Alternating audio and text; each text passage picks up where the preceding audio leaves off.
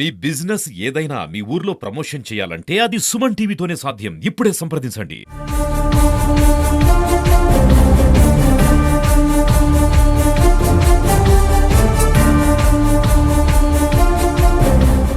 Operation Sindhu ఇదైతే మాత్రం India ఖచ్చితంగా భారతదేశ ఆత్మగౌరవాన్ని కాపాడడానికి, భారతీయుల మహిళల యొక్క సింధూరాన్ని చెరిపేసిన దుర్మార్గుల్ని అంతం చేయడానికని చేపట్టిన ఈ మిషన్ నిజంగా ప్రశంసనీయం. బుద్ధి వచ్చేలాగా చేయడం అనేది పాకిస్తాన్కి ఎన్నిసార్లు చెప్పినా చేతకాని విధవులు వాళ్ళు. అయినా ఇలాంటి దాడులు చేస్తూనే ఉంటారు.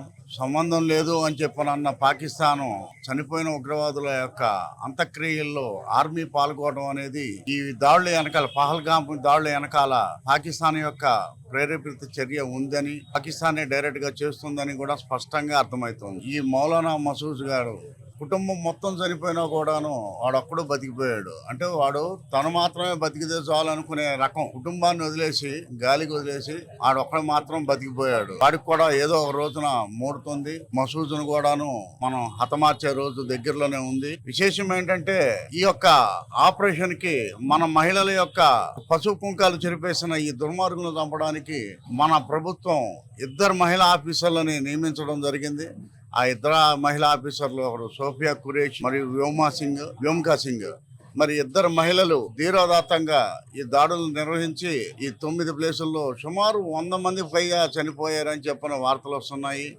మరి ఇలాంటి నిజంగా అది చనిపోవటం కాదండి, హతమార్చాలి. ఇంకా 100ల కొద్దీ కాదు, ఇంకా ఎక్కువగానే చంపాల్సిన అవసరం ఉంది. ఈ దాడులు చేయటం వల్ల పాకిస్తాన్తో మనకి సత్సంబంధాలు ఉంటే ఏమిటి, లేకపోతే ఏమిటి?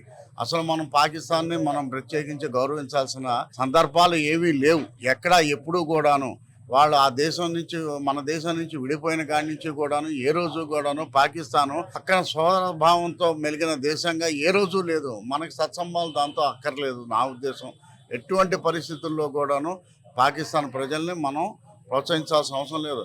ఇదే యుద్ధాన్ని పాకిస్తాన్ ప్రజలే వ్యతిరేకిస్తున్నారు. అరే మాకు మంచిలు దొరకట్లేదు, పెట్రోల్ దొరకట్లేదు, టమోటాల రేట్లు పెరిగిపోయినాయి, నీళ్లు దొరకట్లేదు, ఇలాంటి పరిస్థితుల్లో అసలు యుద్ధం ఏంటి? అనేక రకాలుగా మన దేశం మీద ఆధారపడి బతుకుతూ కూడాను వాళ్ళు ఈ రకంగా మరి దాడులకి ప్రోత్సహించడం, ఎంతసేపటికి భారత్ను ఏదో చేసేయాలని చెప్పి అనుకోవటం, ఇది చాలా తప్పు. భారత్ యొక్క ఈ ఇది యుద్ధం కాదు, ప్రతీకార చర్య. యుద్ధం ఇంకా మొదలవల. యుద్ధం మొదలైతే ఆ రోజు సపరేట్ గానే ఉంటది. ఇంకా యుద్ధం స్టార్ట్ అవ్వలేదు. ఇంకా ఇది ప్రతీకార చర్య మాత్రమే, ప్రతీకార దాడులు మాత్రమే. ఇటువంటి దాడుల్ని మనం ఏ రోజైనా సరే ఉత్సాహంగా ప్రోత్సహించాల్సిందే. నేను ఒక సివిలియన్ గా మన 2 ఆఫీసర్లని, త్రివిధ దళాధిపతుల్ని, మన మోడీ గారిని భారతీయుడిగా నేను పూర్తిగా అభినందిస్తున్నాను.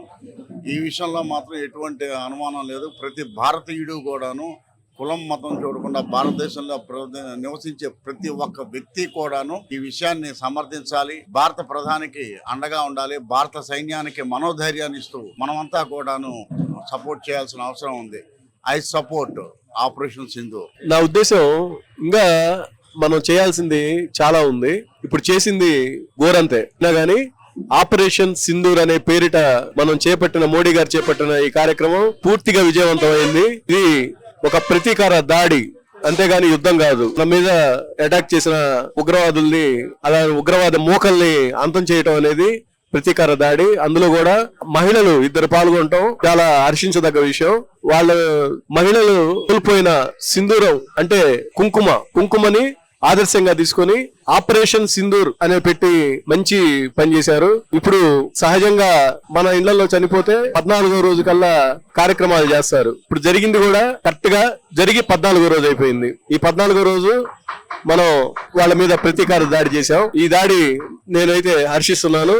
ఇంకా ముందు కూడా ఆ మోకల్ని మట్టు పెట్టాలని చెప్పేసి నేను మనస్ఫూర్తిగా కోరుకుంటున్నాను. జై హింద్. భారతదేశానికి తలమానికిగా ఉన్న కాశ్మీర్ లోయలో అమానుషంగా, అతి దారుణంగా 27 మంది ప్రాణాలను పొట్టన పెట్టుకున్న సంగతి మనందరికి తెలిసిందే. దీనికి సందర్భంగా నిన్న ఆపరేషన్ సింధూర్ పేరుతో చేసినటువంటి మన ప్రధాని మోడీ గారిని అభినందిస్తున్నాం. అలాగే దీంట్లో 2 మహిళలు పెట్టడం కూడా చాలా గమనార్హం. దానికి కూడా మేము ఏకీభవిస్తున్నాం. పహల్గామ్ దాడికి విరుద్ధంగా చేసిన దీనికి చాలా సంతోషం.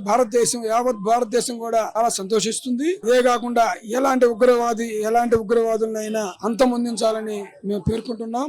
భారతదేశ ప్రభుత్వం నిన్న మిలిటెంట్, నేవీ, ఎయిర్ ఫోర్స్ వీళ్ళందరూ ప్రణాళికతో 9 ప్రదేశాల్లో ఉన్న ఉగ్రవాదులు ఉన్న ప్రదేశాలని నేలమట్టం చేసింది. మోడీని చంపేస్తామని బెదిరించేసింది. అటువంటి వాళ్ళ వ్యక్తులను కూడా చంపి పక్కన పెట్టేసింది. ఇప్పుడు చాలా మంది ఆలోచన ఏంటంటే ఇప్పుడు భారత్ ఎలా ఎదుర్కోబోతుందని చెప్పేసి. భారతదేశంలో ప్రతి ఒక్క వ్యక్తి ఒక సైనికుడిగా మారతాడు. యుద్ధం చేయాల్సి వచ్చే రోజు వచ్చింది అంటే ప్రతి ఒక్క వ్యక్తి సైనికుడిగా మారి తన ప్రాణాలను సైతం అర్పించే పరిస్థితి ప్రతి వ్యక్తి దగ్గర ఉంది. అంతేకాదు మోడీ గారి ప్రభుత్వంలో ప్రతి ఉగ్రవాది భారతదేశంలో ఏ ఒక్క ఉగ్రవాది ఉండకూడదని చెప్పేసి మోడీ గారి సంకల్పం.